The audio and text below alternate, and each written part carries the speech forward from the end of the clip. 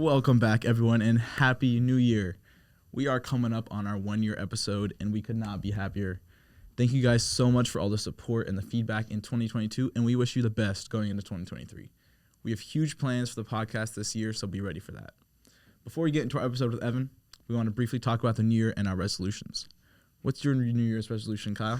That's a good question. I definitely just want to highlight everything you just said. It really means a lot, all the support that we get. And, I mean, we're having a lot of fun doing this. But at the same time, we're trying to do it for other people to gain some from it. So we're honestly blessed to have you guys as support. And anyone out there, we appreciate you and do hope you do have a happy 2023.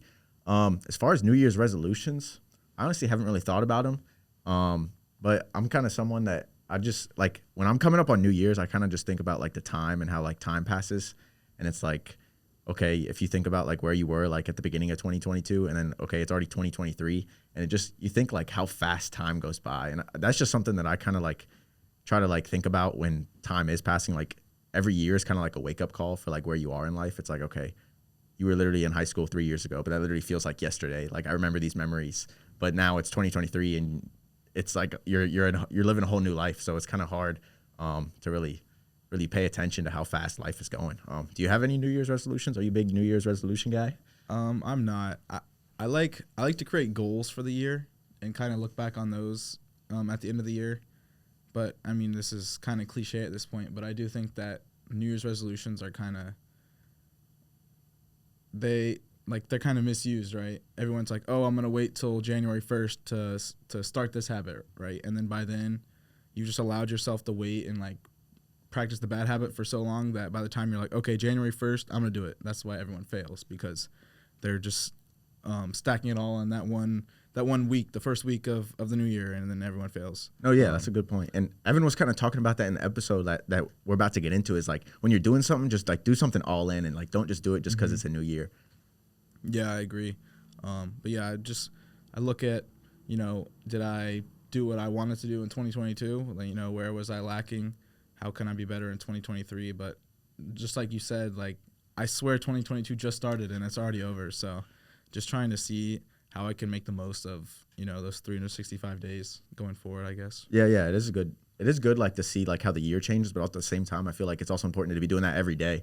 Like you're saying, like, yeah, most people are kind of more motivated now just because everyone else is doing something. But you could have started it like December 22nd or December 25th even. Like you could have started it in December, but some people kind of make these excuses like, well, actually, I heard this from someone. I was actually talking to someone and they were like, I want to go to the gym in the new year. But then they're like, well, everyone's at the gym in the new year, so it's just going to be super busy in the gym. I don't know if I want to go. And I'm like, no, you're missing the whole point. Like you could have started it months ago if you really wanted to do that. So it's just something like, I mean, obviously I'm not perfect at setting goals or like planning out ahead of time and committing to things, but it's just something to think about. Like you don't have to start a New Year's resolution on January 1st. It could literally be any day of the week, any day of the year. And a lot of people kind of overlook that. Yeah, I guess I'll leave you guys with one of my favorite quotes, which is day one or one day. Are you gonna start that goal one day, or is today gonna be day one of that goal? Because if you go with the one day, you're just gonna keep pushing it off. But you should why haven't you started it already? Like what are you waiting for? Just do it right now. Start whatever you're trying to do. That's awesome. I think that's a perfect leeway into the Evan episode. I hope you guys enjoy it. I enjoyed the conversation with him, and I hope you guys do as much as we do. Hello, everyone. Welcome back to another episode of the Manifest Your Success podcast. Today, we are joined by Evan Retzlaff. Evan is a freelance photographer and a NCAA D3 college soccer player. Welcome to the show, Evan. Thank you guys for having me. I'm very excited to be here. Dude, we're excited to have you, man. Yeah, absolutely. Been good friends through high school, and I mean, you kind of took your journey off. And where'd you go? Charlotte. What was the school you went to in Charlotte? Johnson & Wales University. Johnson & Wales. So what was that like? Like, why did you go there, and what appealed you to that? Yeah, so for me, like, I just wanted to, as I was assessing my options coming out of high school, like, the biggest thing for me was I just wanted to change. Like, I'd been around the same people for a long time, and I was very happy with where I was. I was very content. And maybe I didn't know at the time when I was making that decision. In fact, the school that I ended up going to, I like blew it off at first. I was at the UNC Charlotte ID camp with a bunch of different schools over there, just try to scout players. And on that same day, it was like the second day of the camp, we were playing 11v11. I performed well that day, and I had the Winthrop coach, one of the Winthrop coaches, come up to me, and that's an NCAA Division I school. And I also had the Johnson & Wales University head coach at the time approach me. So they both gave me my business card. Now, this was the first time I had ever had a coach approach me in person. And so for me on that day, like, as a player that's been playing my whole life, I have people telling me all these things like, oh, you got to go play at the highest level, highest level, highest level. For me, the only thing that mattered on that day was the NCAA Division I interest, not an offer, nothing, just the interest. So I blew off Johnson & Wales. I was like, oh, this is a weird little school, like whatever. Come back full circle 3 months later, my mom had got this email from the head coach again. I'd gone through kind of like my scouting thing with Winthrop, died out, communication just stopped from that coach. And my mom was like, I just want you to take this call. Like, the head coach just reached out again, just as a final, like, you know, whatever. And I want you to take the call. So I left work, and because I was working for my mom at the time, hopped on a 30-minute phone call with him. His name was, it's Matt Payne. That was our previous head coach, great coach. Probably the best conversation I ever had with a coach up to that point. Maybe not the best, but it was a coach that I wanted to play for, which was something I hadn't really, like, had in a long time. Like, I had coaches I enjoyed, but not a coach I truly, like, wanted to play for in a long time. And from there, got on campus, and that was all it took. Like, I was looking at other schools, and it was like, you know, NCAA Division II schools, whatever. Location was always lacking for me. I wanted a place where I wasn't just there for athletics. So when I got on campus, I committed that day. So how was it different? Like, because this was COVID-19, like 2020, we graduated high school in 2020. So, like, how did that affect, like, your transition from high school to soccer, like, or high school to college with soccer and everything? So soccer was the only reason it was enjoyable. That whole time kind of sucked. Everything in the city was closed down. There was nothing to do. I didn't know anybody. That was honestly, so it was a big thing that I'm happy about now. But at the time, I didn't know anybody. I didn't know a single person when I got to the school. Of course, UNC Charlotte's not far down the road, but I wasn't trying to go spend time with those people. I wanted to meet new people. But yeah, soccer was the only way I got through it. You know, we would still wake up, train. We weren't training every day, but we would train 3 times a week, bright and early, just like if it was a normal season. And, you know, the grind was still there, and that was all I needed. That was the passion I had burning within me, and that was all it took to kind of feel comfortable in my place. Was it like, I know you grew up playing soccer like almost your whole life, I think. Was it always your plan to play soccer in college? Yeah, so that's a bit interesting. That's something I've been thinking about a lot lately. I think it was kind of always planned out for me. I wasn't the one that really made that decision off the bat. I think, you know, growing up seeing my brother play, he committed to NC State to play soccer his sophomore year of high school before any rules were really even in place about that. You know, seeing him play on the academy team his whole life, seeing my dad coach him, all that stuff, like, for me, of course, like, I wanted to kind of like follow in those footsteps, go play at a high level, but I think about it now and I'm like, did I really want to go play in college, or did I want to leave high school and directly try and go play pro? Did I want to take a gap year? Did I even really want to play soccer in college? I don't know, because my whole life I had people constantly just like telling me like, oh, this is what you do. Like, this is the next step. This is the next step. So like I took that next step. My dad was the only person that ever even like spoke to me about a gap year or anything like that. I would never change my timeline of life at all. But if I could go back, or if I could recommend something to somebody, like, take that time right when you get out of high school. Like, you're thrown into those decisions really quickly, especially in the recruiting world. You're constantly like looking for the next coach that's interested in you. You're constantly looking for the next thing. It makes it always feel like you're running out of time and like or running out of options, but you're really not. Those options are still there, and like, you just don't, like, I think, don't worry. I couldn't agree more. Just like play devil's advocate. A lot of time I hear that, and it's like taking a gap year is like a great thing. I'm like, okay, yeah, go ahead, take a gap year, figure out your life. But then there's some people that are like, okay, once you take that gap year, are you really going to be motivated enough to go back to school? So like, do you think that's actually like the best decision for someone to take a gap year if they don't know what they're doing, or what is your opinion on that? I think it depends on the person. It really, truly does. That's a question you have to answer for yourself. It's not something that I can answer for anybody but myself. I think knowing myself then and knowing myself now, I think I would have been a bit lost, honestly. Honestly, I don't know, because for me, if I took that gap year, it would have just been straight soccer. All I would have been doing is straight soccer. And even when I think back through my career, like, I could have given a lot more. Like, I gave a lot to the game and still do, but I could have given more. Like, I could have been even more committed to. I see all my peers, they're playing professionally. They're playing at the highest level in college, and it's like, it's also very counterintuitive. It's like, is that even truly what I want? I don't know. But at the same time, yeah, like, who wouldn't want to be a professional athlete? It's kind of what everybody dreams of. But yeah. Okay, we're gonna have to cut it there. That's so he's here. pointless. We'll just open it up with the win in the championship. We can dive into that and your story through that. I forgot the Wait. question towards the end right there. What was the question? The last one you just asked. Just like, what is your opinion on people like that The say gap once you year. take the gap year, like how motivated are you really gonna be? You know, because it's like a lot of people, they're not like, I don't know. If I took a gap year, bro, I would not want to go back. Yeah, I think it just depends on what you do in that gap year. Yeah, I feel like Even if you don't know what you're doing, like you got to go grind on something. I think that's. facts. Let me answer this real quick before we go. Yeah, If you take that gap year, or if you're lost, if you're feeling lost or anything in life, you have to go to the gym. First of all, go to the gym every single day. I don't care. Go to the gym every single day. But you have to just create habits, because habits lead to opportunities, and those opportunities lead to your passions. You may take an opportunity just because you're like, what the hell? Like, nothing's been going on in my life. Take it. But that opportunity came because you were showing good habits. You were staying consistent with good habits. Even if you didn't know technically what they were working for, you were improving yourself and improving your self-confidence, self-image, and belief in yourself no matter what, through telling yourself that you can do these things every single day.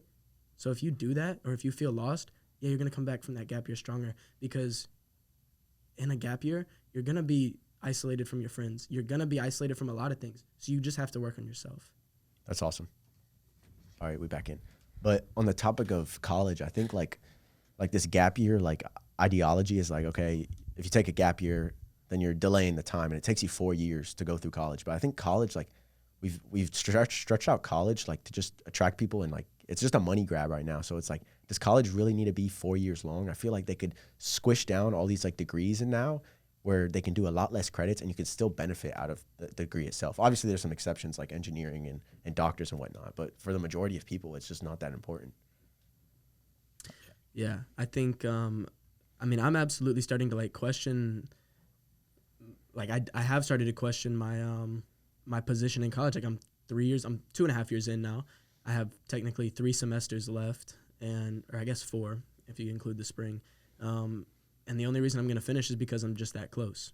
Otherwise, I don't know if I would. Yeah. I really don't. I think I fully agree. Like there's a lot of classes that are just kind of like whatever. Now, I also can, find sentiment in the fact that through one of those classes, you may find something else that you like, but you also can do that without paying 18 grand for that semester or whatever you pay for that class. So I think, if I could go back and make that decision now, or kind of give some advice to somebody, like go to your community college for the first 2 years. Swear to God, do it. You have nothing to lose. I promise you, you will lose the stuff that you don't need in your life. You will, if anybody's laughing at you or judging you for going to community college, I promise you they're the ones that will not be laughing in the end. And that's the route that I would go now, to be honest. Like if your community college has sports or anything, like if I could play at Wake Tech, bro, I would. If I go back, not even take that gap year, go straight into Wake Tech, that's cool. Play my first 2 years there, transfer out. Like, don't feel ashamed of like anything that seems like a lower level. Like, it's not. It's whatever level you push yourself at, really. Right, and I think also at the same time, like you had this amazing season, which I guess I'll let you tell the story too. Yeah. So what was this? I guess tell the story of you. I don't want to spoil anything, but like, what was that season like, and then how did the outcome come out? So to start, the previous season, 2021 to 2022 was for every single guy on the team, it was our worst season ever. It was our first losing season in program history, first losing season in my history, and first losing season in most guys' history. We were getting smashed every game. If we lost, we were getting beat 3, 4, 5-0. Weren't touching the ball. When we played Lees McRae, but we didn't touch the ball. It sucked. We would just chase. We were one of the worst teams I had ever looked at, and we had good players. Like, it didn't make sense. But it was a full new coaching staff, a lot of new guys. Actually, the problem last year was that we had a lot of old guys that weren't really being leaders on the team, even if they thought they were. But then, switch it to this spring, the upcoming spring after that season, and we just decided to change things. We got rid of a lot of the dead weight, and we were like, all right, we never want to go through that again. I finally got to experience a low as far as soccer goes. I'd always been kind of like just like good enough to be on a good enough team. Like we would always make a run and not be bad. That was always kind of like the team I played on growing up. But then it was like, all right, we want to win. Like people come to our school to win a national championship. That's what you do. That's the goal here. So, and our program had never done that. So we were like, all right, we want to put in, rules. Like keep people need to take accountability. They need to grind. They need to be committed to the program if they're going to be here. So we took the time to like really just drill it into guys. Like if you were late, like we had guys doing like hundreds of burpees because they were late. They were doing like 5-minute long planks. Like if you show, and we didn't have anybody show up late this year. So we really decided to take our discipline to another level to prepare for the 2022 fall season. And our work through the spring into August, everybody's individual work, the team's work, it just carried us through the whole season. The momentum. Now, of course, there was ups and downs as there should be in a season, but to go from last season, which nobody would have ever expected how bad that season went, and then to recover and win the national championship at the end of this season was like, that was just, why would you expect that? That was literally like a fairy tale that we had dreamed up. And it felt like every day it was a fairy tale. I think the biggest thing that I saw for me was like when it really got down to like being that time, like postseason, we went harder. Like it wasn't like we were like, oh yeah, we achieved it. Like last season, like we didn't even get our spot in the playoffs. Like, nah, we were like, okay, we got our spot that we deserved, that we earned. Now let's go win it because we know that we're the best team in this tournament, and we did. Yeah, that's such an admirable story, and I think you're a humble guy, but in doing this, you were a captain of the team as well, right? I was, yeah. I was one of our captains, and that was great. So like I was the youngest captain this year. I'm a junior technically, and all the other captains, we had 2 senior captains and a 5th-year captain as well. He got crowned captain at the end because to be honest, I hate having more than 2 captains, but I was our 3rd captain this year, and it was great. Like kind of just like I hold an influence over the team. Like no matter like humbly, like I hold an influence over the team. Like people listen to me, they look up to me, and they respect me, and I always appreciate that. Like guys have their trust in me, and I give my trust back to them. And so to lead this group, it was just an incredible feeling. Like for me, absolutely one of my favorite things was giving the pregame speeches. Like so in that national championship game, in my speech, I said like the most important line was that no matter what you wish for yourself, whether like you had the season that you wanted, whether you had the season that you didn't want, whatever happened, you have a role to play in every single game, especially never more than today. Whether you're on the field or not, you have a role to play. And my role that day was to give that pregame speech. I want to give the story of that a little bit too, because this was like the whole week was like divine. Like it was crazy. Like I knew we were gonna win the whole time. Like I was never worried. So like I'd given a good few of the pregame speeches throughout the season. We would always kind of like bounce it around guys, but I always enjoyed giving them. So that first day, me, Ahmed, and Jack was one of the other captains, and he had already been to one of the national championships that we had been in before, and they lost in the final. We were just standing on the beach, and like the moon was just like so bright, like it was just like really prominent, and we were just kind of sitting there, and like Jack was like talking, and like it was like a pregame speech. I was like, yo, like you're gonna give the pregame speech tomorrow. So coach came over to me. He asked me to give the pregame speech. I was like, no, like Jack wants it. Give it to Jack today. So Jack gives a speech. It's pretty decent. Go out, win the game. Next day, next game. Ahmed really wanted the pregame speech. Like coach comes over. He asked me to give the speech. I'm like, no, Ahmed wants to give it to Ahmed. All right, cool. So Ahmed gives a speech. Go out, win that game. Cool. National championship. This was also how I knew everybody was bought in. Bro, everybody was doing ice baths without our coach looking. What? Bro, like he would just drop the ice off and everybody was taking ice baths. The whole team was locked in it, bro. I was like, I've never seen anything like this before. Who takes ice baths as a team? Like, so yeah, I get in my ice bath the final night. So actually, sidebar on this. The first day we showed up, we had just been goofing off for the first 2 days. First game day shows up, we forgot socks, game socks. We didn't have our game socks. So we go to Dick's. Our game got delayed an hour, so we were chilling. So we go in the mall. Me and Chris, we go into Barnes & Noble as you do. I really enjoy Buddhism. I've been wanting like a book that kind of like explains or like goes into the verses, like anything that really kind of goes into the teachings of Buddhism. So I found a book, have the book, start reading the book. I'm going in my ice bath for that night. And so the first night I did the same thing, but the second night, my plan to not feel the ice bath was start reading the book as I'm ready to get in the ice bath, reading the page, get in the ice bath. It worked. I didn't feel the ice bath as much. Just started reading. My mind would just kind of like go as I would read. And then all of a sudden on that second night when I was reading a page, like I was reading the words, and when I got to the bottom of the page, I realized that I didn't read a single word, but my whole speech ran through my mind. And I was like, yeah, that was it. I had a first draft, and that was the whole draft. The whole speech ran through my mind as I read that page, got out, and I texted my coach. I was like, all right, I'm going to give the pregame speech tomorrow. And his response was, fuck yes, thought I'd have to beg you a third time. And I was like, yeah, I got you, bro. So I gave that speech, and dog, like that was the best feeling. Like I got into them boys. Like they was ready to cry afterwards, and we went out. We dogged on them, bro. I should have been 6-0. Really? And it was 4-2, but we just like to make things exciting. That's crazy, dude. I'm just picturing. You think your speech like leveled up? Have you seen the Ray Lewis speech before the Super Bowl?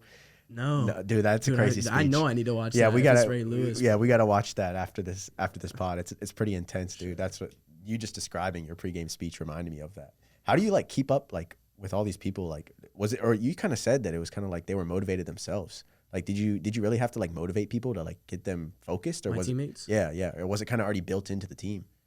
We have a lot of freshmen, so it wasn't directly built into the team off the bat. Like our whole back line, a lot of starters, pretty much like freshmen were 50% of our team. Our roster was 50% freshmen. So that kind of discipline and like those guys not experiencing that losing season, not going through that, no, we had to kind of drill that into them. I won't even say the names of these two teammates, but like fifth year senior, you'd always be like, yeah, I'm about to get the bitch out of blank. and like we would always just be messing with them, just like try and piss them off, because that's what you get in games. You get like, I would hate when they would be complaining. Like when we played Gardner Webb, which we had that game. We let it slip horribly at the end. We had that game. But like, yeah, bro, like you're playing against, you're a center back. You're playing against a Division I school who has grown men from like Argentina. I don't care where they're from, but they have grown ass men on their team. Yeah, don't fucking complain you're getting pushed off the ball. Go side tackle them. Go just solve the problem. You know what I'm saying? So it's like stuff like that is like, complaining solves nothing. So that was a big thing we had to like deal with, because we just had a lot of complaining last year. We didn't want any of that this year. So we would just constantly just stomp it out. You had to make sure you were fighting like the right battles. Yeah, like, of the yeah. game. Like that's the main thing our coach always preached as well, is it's mental. Everything in life is mental. And I fully agree with him on that. Everything in life is mental.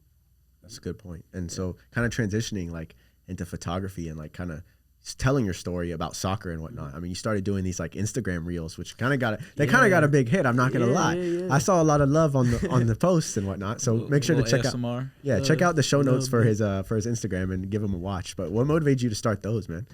It was really random actually, and it actually made me realize that this was what got me into anything media related. I would So to explain those videos a little bit, I call it like sounds of the game, like an ASMR style like series where like no music, nothing. I just, whatever like the theme is for that day, if it's taking a free kick, if it's juggling, if it's passing, whatever it is, like those sounds for me are so satisfying of just like hitting a clipped ball all the way across the field or anything. So it's kind of like just a quick like short little fun video of just like a satisfying part of the game. But so for me, it was just random. I was home for a weekend in the fall, and I just went out to WRIL to go train, and I was like, I'm just going to record this video. Like I just kind of had like the thought run through my mind to just kind of record a series of like a story of me going to take this free kick, and that was really it. And it was so fun. Like that was pretty much it. Like it made me realize, because I used to just go in my backyard in middle school, and I would just post my phone up on the fence, and we had a raggedy goal back there, and I would just rip shots out there every single day. I would just go in my backyard and I would just record myself taking shots, post them on Vine, and it made me realize, I was like, holy shit, like that's what I love doing. Like, yeah, so it's just been fun. Like, yeah, they did get a lot of love. it was the most successful thing as far as like trying to build an online like series goes so far to this point. Yeah, so like you kind of mentioned how that was what started your interest in like photography and videography. Could you maybe give a backstory of how that brought you to starting Zloff Media, and maybe what Zloff Media is? Yeah, so photography for me has been a long time thing as well. So soccer has been my whole life, like from day one. Photography kind of started in middle school through my best friend at the time. He had a GoPro, and we would just run around the city and just record whatever. That was it. We would come back, we would edit on Windows Movie Maker, and it was just fun. And then it just kind of stuck with me. I got my first camera, which was a Nikon D3300 freshman year of high school. And I carried that camera with me for the longest time, not until this year did I upgrade my camera. And it was just finally that time. It had been 8 years. and that camera was already old when I got it. But yeah, it was like, for the longest time, it was just a hobby. I didn't even tell anybody I did it. I started doing some things for my mom, doing photography. And that was the first time I ever got paid for doing it. Like, that was cool. But of course, it's still just my mom, so she's just trying to help me out. But I appreciated it, of course. But through that, one of the other guys that was working there, he's playing for our local USL team at the time. He wanted to start a clothing brand, so he came to me. So I started designing the logo for it. We did photos, we did videos, like all the promotional things. He just went through me. So I was 16 at the time. So that was a really cool thing. I worked with him for about 3 years, even through his clothing brand change and everything. And on that third year, he got invited out to this event down in Miami, which then he invited me out to be his photographer for the event. So that was the first time like I got flown out to something. That was like, wow, like that's possible. Like that's really cool, that anybody would be willing to pay for anything for me, like especially like a flight for my work. And so I get down there, met the guy running the event, Raheem, and it was just a really cool event, like nothing I had ever been a part of before, like the amount of positivity in that room. So what the event was, this was Raheem's first. It was just a personal event after he had stopped playing soccer and was just kind of trying to figure out what he wanted to do with his life. And he knew he had connections and he wanted to build a community around the things he loved, which was fashion, soccer, and mental health. Mental health is massive to him because his cousin took his own life, I think 2020 summer. And so that just became like a forefront of something that he wanted to attack as well.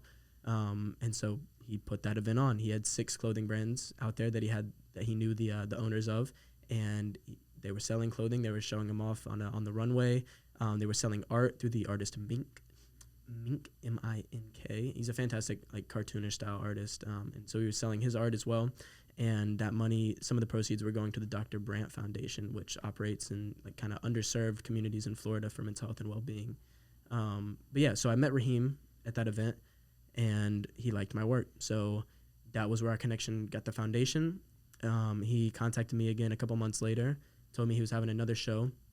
This was after he had founded his company, Hyphenate, and he invited me back out. And that was the first time he paid for everything. He paid for my stay, for my flight, and then he paid me on top of that. And so, sorry, to circle back, that first event was where everything got started with Zlaff. That's not how you say it either. Zlaff. It's the last half of my last name. Retzlaff. Yeah, it's good. So yeah, it was in that moment as I was standing in that room, just like full of positivity. I was like, yeah, like this is what I want to do. Absolutely, this is what I want to do. Like, just to feel that energy in that room, like everybody wanted to be better. And I was like, yeah, like, and I went to my personal Instagram, changed it that day. I deleted everything, changed the name, all that, and just started posting photography stuff there. Because at first I just wanted the likes that I had previously received just because people followed my account. And then I recognized, I was like, okay, like whatever, like, okay, now people know I'm a photographer. Let me make a photography account. So that's separate and this is personal. But yeah, it was really just that event and kind of like a long time coming. That's awesome. Yeah. I kind of want to go off a tangent here on, you mentioned like mental health, and you also, so that initial event was down in Miami, correct? Mm-hmm. But didn't you also host an event in Charlotte? I think I saw on your Instagram. Yeah. So what kind of motivated you to run that event, and like how did you bring everyone together? So I put on an event. It was a mental health awareness event through my team, Johnson & Wales University, and so we do 3 theme nights per season. And our coach just kind of gives it to the older guys. He's like, whatever you guys want to do with these, go ahead. So we go some simple stuff to like walking out with the local youth club, whatever, anything simple like that. But this time I was like, I really want to do something cool for this one.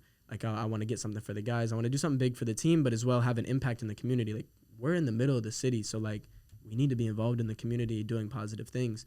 And yeah, so like through my work with Raheem, like I never, ever really thought about mental health ever in my life. And no, I haven't nearly gone through as many struggles as most people have or as other people have.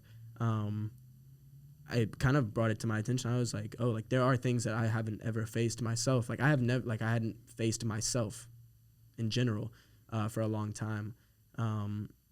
And so like really be able to look yourself in the mirror, anything like that, like a lot of people can't do it. And it's just because they don't have somebody that's willing to listen to them or somebody that's willing to talk to them about that kind of stuff. A lot of people don't have that or don't feel comfortable talking about that.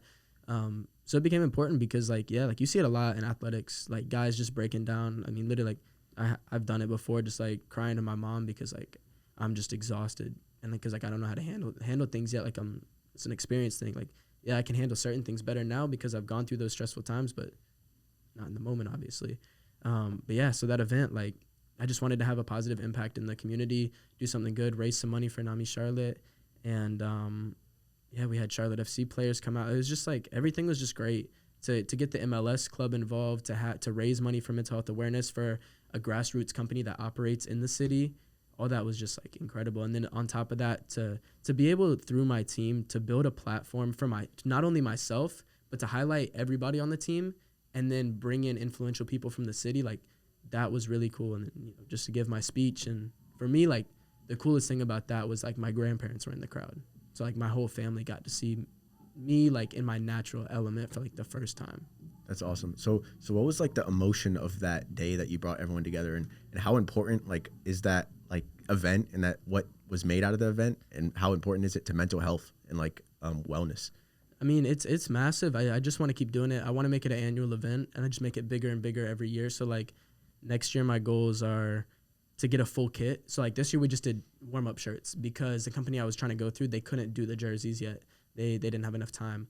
So I have already like an idea for the style I want to do for full kits. It's this company called Kit Boys. They make dope work. I met them at that first and second event actually as well. So that was the other thing. Connections, so important. Like now I just have a bunch of people all around the world I can go to for clothing, for anything, media, creative work, anything. So I was trying to go through them for full like collared kits, like retro style kits, like down to the socks, everything. So that's my goal for next year. But as well to just get a bigger crowd, raise more money. And I do want to kind of look at more ways where it can be almost more impactful to the people in the crowd. Because of course, like on the first time, it's cool. It's really cool. It means something to people, but it's like you can't just keep doing the same thing over and over again and hope that it has the same impact. It doesn't.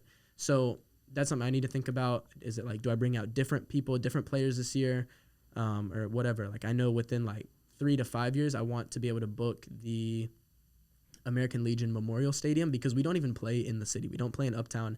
That's the place that our USL team plays at, the stadium, and I got this like beautiful view of the city in the background. The only problem is like $2,000 to $3,000 to rent to play, but I want to do that for the team. I feel like that place would like be so beneficial too, just like for you to capture it, whether it be yourself or like other photographers and videographers, actually share the event online and social media. Yeah, and whatnot. absolutely, most definitely. And I mean that stadium has some memories for me as well. Like that was the first place I got to do pictures for any professional team. So I got to take pictures of Charlotte Independence there, and that was a cool thing. And like that night that I was taking those pictures, like that was the first time one of my pictures was up on the billboard. Like that was a really cool feeling. I was like, oh, I took that. Yeah, that's cool. Pretty sick. That's so cool. And I think even just looking at some of your work on your website, you have a great website. Thank you. I think it's really cool. But yeah, just some of the stuff you've done and like some of the people that you've shot for, it's so cool to like hear the journey of how you got there. Yeah, absolutely. I've shot for some really cool people. I've got to meet people that I would have never expected in my life to get to even like see or meet. Like for me, like the biggest one, and there was a realization that came with this one too, like where it really hit me, and I didn't just like know. When I saw Christian Pulisic walk into that second event, I was like, oh, it's just another dude. Yeah, it's literally just another guy. And like, yeah, it's just cool. You just kind of dap them up and you go on your way. Yeah. But I've gotten to meet some really, really, really cool people. Absolutely. Interviewing people, getting to sit and like one of the coolest things I got to do was Raheem is also recording podcasts as well. So I personally, for me, what I do with Hyphenate is I do photography to build like carousels on Instagram or anything like that. We do interviews. So we do photography as well as like sharing about that person, kind of going like we just did one with Jonathan Lewis for this clothing brand that Raheem met in Amsterdam. They sent us out a tracksuit and we just kind of wanted to delve into his Jamaican roots, and because he's also like heavily into fashion, and give him an opportunity to kind of be on that platform as well. But what was the question? It wasn't a question, but I do have something I want. You mentioned like how you just kind of restarted and you created this portfolio on Instagram. Yeah. So like when you transferred, like, and you realized, okay, I'm going to start building a portfolio on Instagram, did you just continue doing jobs with him and like kind of bounce off him, or did you like mold into like a freelancer photographer, and how did that work out? So yeah, I think this is one thing for sure. I don't, cause I don't work with DJ anymore. It was kind of a relationship I outgrew. And like, that's also something I would love to talk about. Like, it's okay to outgrow relationships, even if like you look at somebody and you think their status is higher than you in society. Like if, like for me personally, like there was some, I don't even want to use the word turmoil. Like things are good, but for me personally, I don't want to work with them anymore. But it's like working with people, going through things, having relationships, having up and downs. It's important. You learn how to work with people. You learn how to move on from people. So like for me, like I felt like I outgrew that relationship, and me and DJ no longer work together. Yeah, I think that's a good really point to bring up. It's like everyone's different, and it's like just because you might meet someone and you guys might really hit it off for 1 or 2 years, but as you're growing through your career and they're growing through their career, your paths might diverge, and they might be better off away from each other. And it's important, like accepting that as you're going through life. Right, and I think like the way I like to think about it is like everybody's climbing their own ladder. You can't reach over to someone else's ladder and just grab on. You can't have someone grab you from their ladder and pull you. You just have to keep climbing your own ladder. And at a certain point, somebody might be way above you or way below you. You might be at the same rate at one time, but like you just have to keep climbing your own ladder. Through working with somebody for 1 year, you may meet another person that takes you for the next 3 years, and you just don't be disrespectful about it. You just move on. Things are okay. Yeah. So what are some people that like kind of have helped you like develop into a person? Like not even like I know like when you join a business, it's like, okay, yeah, it's good to make money and it's good to be like, okay, I provide a service. But was there anyone that kind of like helped you mold into like a better person, like even outside of just photography? Like what was that like relationship like? Absolutely. There's been a lot of people. But I like since I left high school, I've absolutely been trying to just like tighten my circle, like as far as people that I'm like extremely, extremely close with, that I allow to have like the most influence on my life. Like I'll say for sure, like Raheem has had a massive influence on my life as far as just, you know, working and trying to make things happen for yourself. I'll definitely say like my guy Ahmed, I go to him with like anything. Like I think he's like our local therapist, to be honest. Like I think everybody, it's not just me, I think everybody goes to him with their problems. Like, man, I was crying over this girl this one night and this man just consoled me. And I was all right after that. But like he's a guy, he's from Jordan, and his Middle Eastern views, like I just agree with so many of them. Like he's a very like stern guy, you know what I'm saying? Like he has his values, he sticks to them, and like he gives good advice on like, he doesn't try to like influence you one way or another. He just gives you advice that he thinks would work and doesn't try and persuade you the other way. He just provides the advice. You know what I'm saying? I think having people like that around you in your life is extremely important, where people are willing to give honest opinions without trying to force them on you. Yeah, 100%. I think it's like essential to have someone like that in your life that you can go to. I want to touch on something you said. You mentioned how, you know, all this time you're playing soccer, you felt like maybe you weren't sure if that's what you wanted to do. You felt like that's kind of just what you were sent on. And then you said that first time you got flown out, it was like you knew this is what you wanted to do. You like so like I guess kind of getting from that point to the point where you're like, okay, this is what I want to do. You kind of mentioned earlier, like you're a huge proponent of like doing your own thing. Like, kind of how did that play into it? When did you realize like I can do what I want? I don't have to do what maybe someone else thinks I should do or wants me to do. It's honestly been even more recent than just last December. Like, it was when I started posting those videos on Instagram. Like, I was like, I really don't care. Like, why would I? Yeah. Literally, that's it. Like, why would you care what other people say or think? Doesn't matter. If you have a goal that you want to achieve, listening to anybody but yourself at the end of the day is not going to get you there, because the other person's not going to run to your goal for you. At the end of the day, no matter what advice you are ever given, it's your job to make your own decisions. And if you have a place that you want to be and you're not there yet, you have to do it for yourself. And you can't do it for anyone else either. That's a great point. But I also think there's like the right balance of like, okay, you do have to listen to other people in your life, but don't change your life because of what they say. Right. Just take it. Just listen to it. Sit with it for a little bit. Like, yeah, that's a good point. Maybe I agree with this part, not that part. It's okay. You don't have to take what everybody says as gospel and take their entire advice as gospel. You can take a part of it. It's okay. Just take out that little slice. Yeah, 100%. And I think kind of a sort of similar transition from this is into one of the guys that I saw you did work for. Some people you might know, or people might know him from TikTok. His name's A. Jeremiah, and he kind of posts these things where he'll be like, oh, you thought you could escape me? Do 500 push-ups. Or he'll just post like, he'll be in like a lightning storm and he'll be saying like, get back up. Why'd you stop working? I'm super curious. Like, how'd you come across this guy? How'd you get to work with him? Because he's got like 2.2 million followers on TikTok now. So this one was really, really random. Like, I wasn't even technically supposed to be working with him. It just kind of happened that I was shooting a video and he was the client that showed up that day. So I was shooting this video. I just basically got thrown this opportunity if I wanted to go film this guy. He's a personal trainer for boxers, and I guess Jeremiah was training to. He still is. He trains with them to be a boxer. Whether it or not he's actually boxing or if he just wants to be in shape, I have no idea. The guy's crazy. But yeah, I just kind of showed up. I was getting my stuff ready, and then probably the biggest dude I've ever seen in my life walks through the door, and they're like, yeah, like, this is the guy. And we just started shooting, and it was honestly a great time. He's super nice in person. He's great. Yeah. Like, he's not asking you for 400 push-ups in person, but yeah, it's probably just because he didn't know me, though, to be honest. If it was the second time back around, he probably would have been like, yo, like, get your ass on the ground. Like, do him right now. That's funny. So how much of, like, your business and photography has come from, like word of mouth and, like, referrals like that, just natural stuff, compared to, like, you actually chasing, like, this person or that job? Every single every single shoot I've done has been through word of mouth. I've gotten some people just reaching out without me doing anything, just a couple though.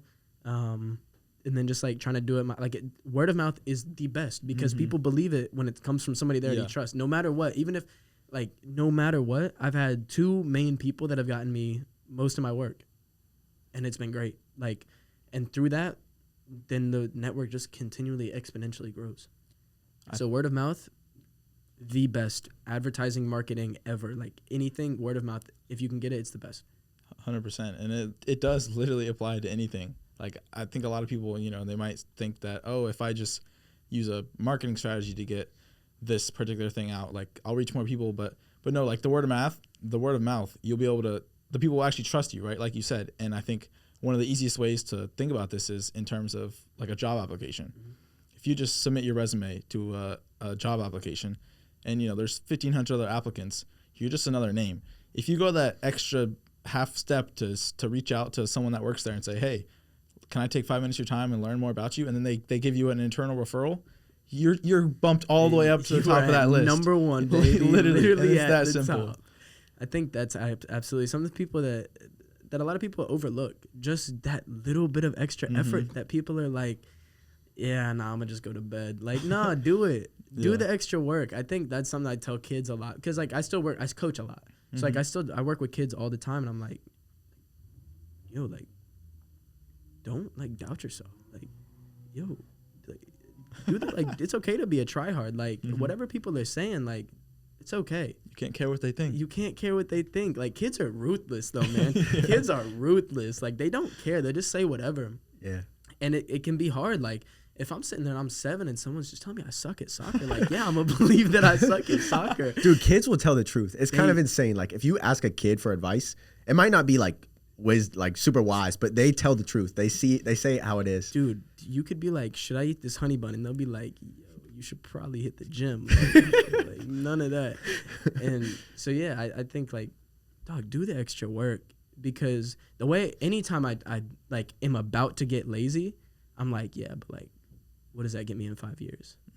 Like, I always think about, like, my future self. And I'm like, would my future self do that? Would my successful self do that? No. So why would I do it right now? Why wouldn't I do it? Like, if you can think of it in both ways. If it's something your successful self wouldn't do, don't do it. If it's something your successful self would do, then do it. Because guess how you're going to get there? It's habits. It's all just habits. Yeah. You create the habits. You create the foundation. Like, look at Jack Harlow's story. Bro looked like a clown in high school and did empty shows for 7 years, bro. And wait, then seriously? Because the consistency was there with nobody, he blew up. And then people had everything to go look back to. And now everybody loves him. I love him. He's got beautiful hair, bro. He's got beautiful hair. No, so you were mentioning, like, how easy it is to, like, connect with people nowadays. But also at the same time, it's like, okay, you have to block out the noise. Like, there's so many people online right now. And, like, if you try to go if you go scrolling through your comments and, like, worrying about, oh, what this dude's saying about this, oh, why are you doing this, why are you doing that, it's just, like, it's so distracting. Yeah, it's all just stupid. And internet beef only exists on the internet. Nobody hates each other in real life. Nobody, bro. Because nobody wants to die. Yeah. All this is just bullshit. Oh, you see, like, I see a lot of, like, famous people and they'll be like, oh yeah, they'll get a lot of hate comments online, but then they'll be like, yeah, anytime I've talked to someone in person, I've gotten nothing but love. Literally. Like, Nothing. what? and yeah, the internet is a crazy place, and yeah, I try and stay off it a lot of times. But like I've tried to switch my use of social media so much from consuming to producing. Mm-hmm. Yes. Like as much as humanly possible. Of course, I still be scrolling. So where do you see that? Like, I think that's awesome that you're like you're using photography, but do you want to like develop, like you're kind of developing your portfolio on social media? So like, how do you kind of find that balance where it's like, okay, yes, like you're putting out this content and people are going to be consuming this content on social media, but at the same time, you don't want to like, it's kind of like this thought, like, okay, do you want to like boost people's addiction or like dopamine, like addiction to social media? And like, how do you find that balance between like doing your job and like making it healthy for people? Man, that's that catch-22. I don't care. I don't care. You're just enjoying what you're doing? Hey, man, if somebody wants to consume my content, let them do it. I promise you I'm not feeding them any crap. That's for sure. Okay, that's a good answer. Like, that's really all I can say. Like, I mean, I still consume a lot of content. I think it truly is just like choose what you want to consume wisely. Whether that's what you would do with food, hopefully. It's what you would do. It's what you should do with your content. It's what you should do for anything you're putting into your body because it all goes to your brain. Choose what you want to see wisely. Yeah, I post some pretty cute pictures of some landscapes and some people occasionally. Like, yeah, it's not too bad. That's pretty enjoyable. I will have to say, if I pulled up my social medias, it'd probably be a lot of landscape and exactly. and nature and stuff. Exactly. And it kind of connects you to like the real world. So it's like keeps you thinking about like what your goals. Like, I don't know, a lot of people like kind of, me personally, I try to structure social media. So it's like, okay, if I see something, I'm like, oh, like whatever, some crazy place in the Swiss Alps, and I see it, and I'm like, dang, I'm trying to go there, but me sitting here scrolling on my phone is not going to get me there any faster. So I got to go do some shit, and I'll work closer to reaching those goals in life. Yeah, in that aspect, I look to social media. I try and look at things. The way I've looked at things has changed so much recently. Like I was in an antique shop earlier just because it was on the way home from where I was. I was like, yeah, let me just stop by the antique shop. I'm looking for a watch and an old camera, see if they got either of those. They didn't. But I looked at this Dr. Seuss book, and I was like, man, I can definitely read this. But I was looking, I was like, what is the reason that Dr. Seuss books are so popular? Because they're pleasing to the eye, they're pleasing to the ear, all that. So I was like, let me look at the color schemes. Let me look at the graphic design, like where the lines are, like everything. That's how I look at stuff now. In social media, physical media, I love physical media. First of all, I think like, that is absolutely the way I'm going in my future. Physical media. I will have to say your outfit is absolutely amazing. I love the drip you got on, bro.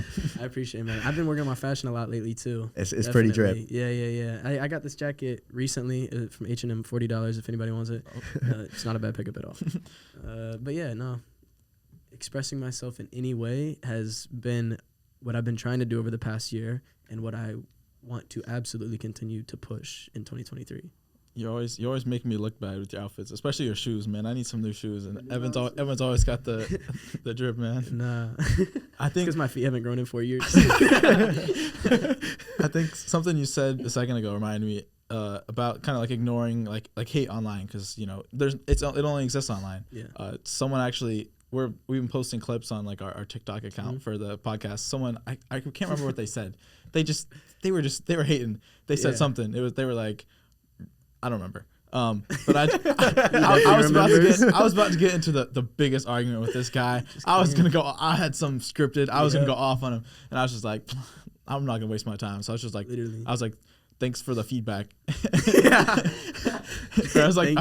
Thanks for supporting us.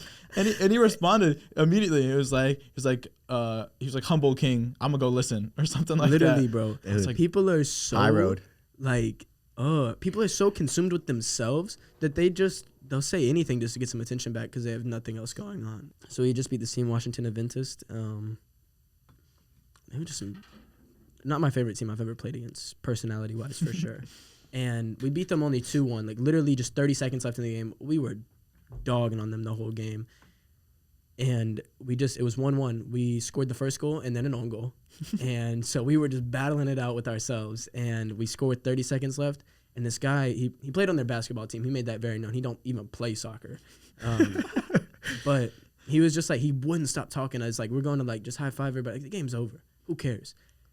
And he's just like, meow. like we would just start saying it to him, bro. Because it's because then what's he gonna say?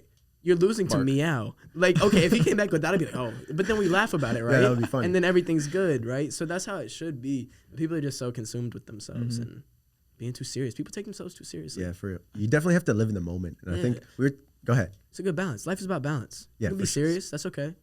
It's okay to be a little goofy, too. Yeah, there's no better way to balance your life than to maybe get out of the country every once in a while, do some traveling. Ooh-wee. We got something coming up. Yeah, so I'm going to be studying abroad in Barcelona in the spring of 2023. Hopefully nobody scouts me, finds me, stalks me, and kills me. But Evan Retzlaff is studying abroad. yeah, so I'll be out of here. I'll be studying abroad in Barcelona for the spring semester. I'm really excited about it. I honestly can't wait. For me, my goal and kind of the area that this came from and why I would even want to do it, it was just like same reason why I went to Johnson & Wales out of high school. I'm just ready to, I'm comfortable again. I know everybody. It's not a big school. We have maybe 1,200 undergrad students, smaller than our high school. I'm comfortable again. Everything is good. When I wake up, I know my schedule. I know the people. Just kind of know what I'm doing. It's comfortable. I'm ready to jump completely out of that again and just throw myself into the deep end and just kind of see what happens. You know what I'm saying? Go lose myself to go find myself again. Just constantly just like, I don't know anybody. I don't speak the language anymore very well. Like I used to speak Spanish nearly fluently and I just haven't spoken 3 years. But it's just like, yeah, it's just time. I'm 20. It's time to be an adult. I have goals, and for the first time ever in my life, I want to be isolated because I just want to run at my goals. I have things I want to do in Barcelona, and I have goals that I want to achieve, and I truly just think that doing something like this will help me so much in the long term with culture and just learning myself, really just being in a place I have no control over anything other than myself. That's so awesome. You're like taking the path. You're literally seeking discomfort. Like Yeah. you're realizing like, okay, you've been in Charlotte for a few years. Okay, you can sit here and just go through the same stuff over and over again and be a lot harder for you to grow, or you can literally throw yourself in the deep end and really develop yourself even further as a person. I think that's so awesome. Yeah, and I think another thing is like when I really started thinking about it, I was like, this is my opportunity to become an international person, an international business icon, if you will. Whatever you want to call it, I really don't care. Like, it's my opportunity to go make international connections so that I have the opportunity post-college to travel the world for work, to be able to be flown out anywhere in the world. Like, it's cool. I got a visa on the way. Like, that's cool. I got a student visa. That's pretty cool. I don't know about y'all. That's pretty sick. I don't know too many people that can say that. I don't know too many people traveling out the country like that. But, like, yeah, it's my opportunity to become an international person. That's what I want. I think it's important to just learn about everything in the world that's going on. So what made you so attracted to Barcelona? Man, I love Spain. I lived there when I was 16 as well. Okay. Left high school. Same timeline, which is actually why I'm going again. Second semester of my third year. Same timeline as high school. I lived in Sitges, Spain, when I was there when I was 16, and I lived there for 3 months. And after I left, I'd only ever wanted to go back. And so now I'll be. Sitges is like 30 minutes outside of Barcelona. So, yeah, I just wanted to go back. I love the city. Love the food. I'm jealous, man. I saw you also. You went to Jordan earlier this year. I did. And I saw you posted a picture on Instagram. Maybe we can throw it up of you on a camel. Dude, I got to ride a camel. I need that picture. Dude, I need a picture so like that. Slow. Really? They're so slow, dog. And it's so funny. You see them everywhere. You just see them posted, chilling on the side of the road, like the way you would see like a horse. They just be chilling, dog. Like, it's so funny because they're like strapped up or anything. They're so goofy. They're so goofy. They just be walking. They're just like stray cats. Sometimes they just walk across the road. But you can't hit them. They're huge. They're massive, bro. And it's so funny. So like, we were in Wadi Rum, which is a really cool area. So like, we're staying in like these bubble tents, basically. It just looks like Mars. It basically is. And it was like where Star Wars was filmed at. Mm-hmm. It was where The Martian was filmed at. It was where like part of the live action Aladdin with Will Smith was filmed at. So like really, really cool location. And yeah, like you just kind of ride around in the desert. You just kind of go for forever. But no, yeah, Jordan was great. Like overall, like Jordan, I'd never been to the Middle East before. Hospitality, number one, like best in the world that I have like ever experienced. Like everybody just showing so much love. Everybody just wants to get to know you. They want to take care of you. They want to buy you a present. They want to do anything to show their gratitude that you are in their home country, respecting it. That's amazing. And dude, it was just like, it was so different. They treated us so well. Like I got to experience things that are just like things that you like the ultimate human experience. Like I got to go float in the Dead Sea. I got to rub myself in that beautiful, beautiful mud, exfoliate, and then just go float. Like it was incredible. Honestly though, my favorite part about all of it was riding ATVs next to the Dead Sea. It was like 9 to 10 p.m. It's just pitch black out there. They don't care. There's no waiver to sign. You pay them $30. You write your name down. We wrote our names down on an empty blank white sheet of paper. Gave them $30. They gave us a helmet and we started riding, bro. And it was so fun. We went for an hour. Dude, that for an sounds hour, so fun. and bro, it was so dope. And like the guy just did not care. At a certain point, I got my ATV stuck, and they just gave me a new one. Like we were going through the mud, like just ripping it, bro. It was so fun. Like, and at a certain point, he stopped up on one of the top of the hills, and it was just like gorgeous, bro. Like you could see everything, all of Jordan, all of Palestine, like everything. It was just like it was beautiful, bro. Like I got to go to and as I'm like every time like I would like be thinking about this stuff, I'm like, yo, like this stuff is from the 1st century, like number 1, but like year 1. And like Happy New Year's, year 2. What are you talking about? What are you guys doing? Year 1 and 2, the 1st century, that's crazy. It's like I got to go to the Petra, which is one of the world wonders. Like that was breathtaking. It's like, I don't know, maybe like 4 of these rooms tall, maybe like 5 of these rooms tall. It was crazy. I got to go to the birthplace of Jesus Christ. So I got to see like the Church of John and stuff like that. That was cool. I just printed out that picture I took for my grandparents for Christmas because I love Christianity, very religious.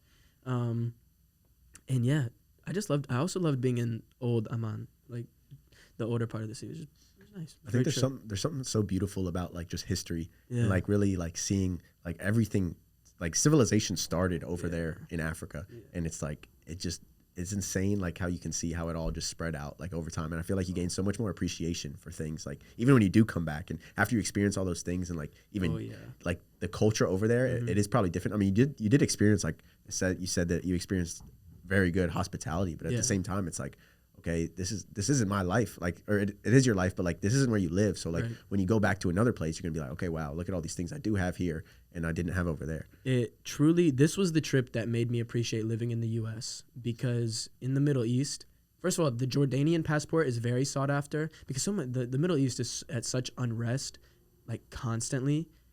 Certain passports just mean like nothing in the world. And so like so many people are just dying to get out of the Middle East just to come to the U.S. because no matter what, it might suck, but you can work 80 hours a week and make your money and make it out if you can get to the U.S.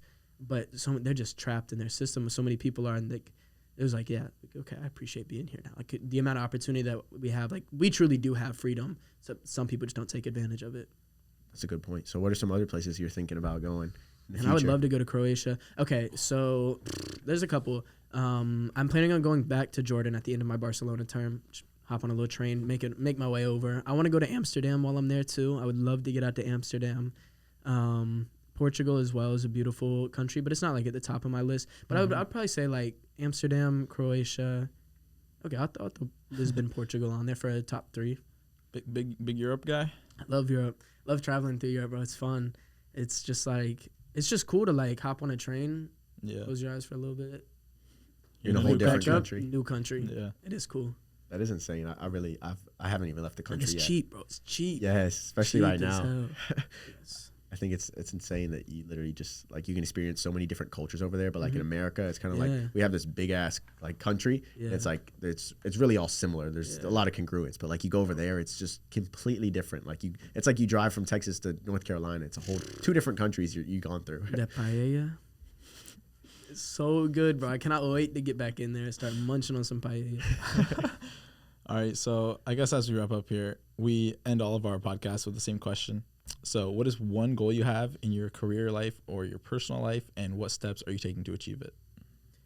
I'll go short term on this one. I want to build a blog for while I'm in Spain. So I'm sure you guys have seen there's this girl, she goes to UNC Charlotte, and she runs a really successful TikTok page where she goes around to different restaurants in the city and just shows them off, shows the food, shows her eating the food, whatever, and it does really well. Then companies can start paying her to, come to their restaurant. You can sell advertisements, whatever. So I want to build a blog to give people, to show off a lot of like authentic food in Spain, like those family-owned shops show off their recipes, not give the recipes out, but just like tell the story of those restaurants, tell the story of the food that they're making, why people love them, anything like that. Because like for me, storytelling is what I want to do. That was what I realized after we won the national tournament and I did that kind of photo documentary for our team.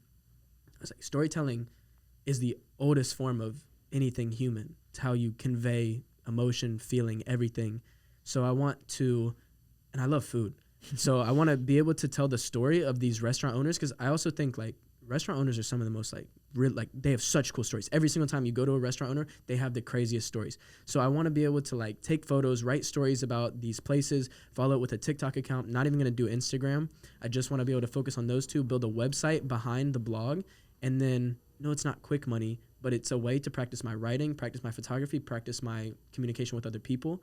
And then eventually, like, yeah, bring it back to the U.S. where it's already been established. Maybe it grows really quickly in 3 months. You never know. And then I can start selling advertising places. People can start paying me to come to their restaurant, anything. Then that, like, money just starts to form. If you do something consistently, the audience comes, the community comes eventually. You just have to keep doing it. So that's really what I want to do right now. That's my goal for right now. For the first 6 months of 2023, really focus on building my blog. It's a fascinating goal. Yeah. I'm looking forward to seeing all those blogs, man, in the spring, man. Some good food coming out. I wish you some safe travels. Do you have anything else like you want to leave with the audience, whether it be a thought or books or podcast or people that you really look up to? Just anything you want to leave before we head I'll out? definitely throw out my boy Naval Ravikant. Look at your leverage. Get some leverage in your life. That's really it. What's his book called? I don't remember, but that's got to be one of the greatest minds on the planet. Yeah, just go look at his Twitter. I just bought his book because I like to have physical stuff, but his book is just his Twitter. Go look at his Twitter. I think what I would say to anybody, no matter at what stage of life you're in, because we're all 80, we're all really just kids. Just do what you want to do, but do it for real. Like, if you want something or you want to go do something, go do it, but don't half-ass it. Mm-hmm. If you're going to do something, do it at 110% because you never know who's watching. Absolutely, that is the biggest thing. The 3 quotes that I live by, number 1, trust the process. You always have to be bought in that even if it's not today, it's tomorrow for your opportunity. And you're going to do what you have to do today to get to tomorrow. Number 2, the way you do one thing is the way you do everything. Take that down to the littlest thing. When I'm thinking about getting on my knees and scrubbing the floor for that $10 an hour at my job, I'm going to do it because that's how I would clean the floors at my own home. And number 3, all right, guys, so I have 2 quotes in this podcast off with. All right, so what was the third one? Hold up. Maybe this comes back to you, but if there's any like people that want to reach out to you or see your work, where can they find it? Yeah, absolutely. So first and foremost, my website, www.zlaffmedia.com. That's ZLAFF media.com. Zlaff.jpg on Instagram, Clevin Blue Ranch on TikTok, and Evan Retzlaff for my personal account on Instagram. Awesome. Evan, thank you so much for being here. I had a lot of fun. Guys, it was fantastic. Thank you for having me on. Thank you. Hope to be back in the future. Oh, for sure.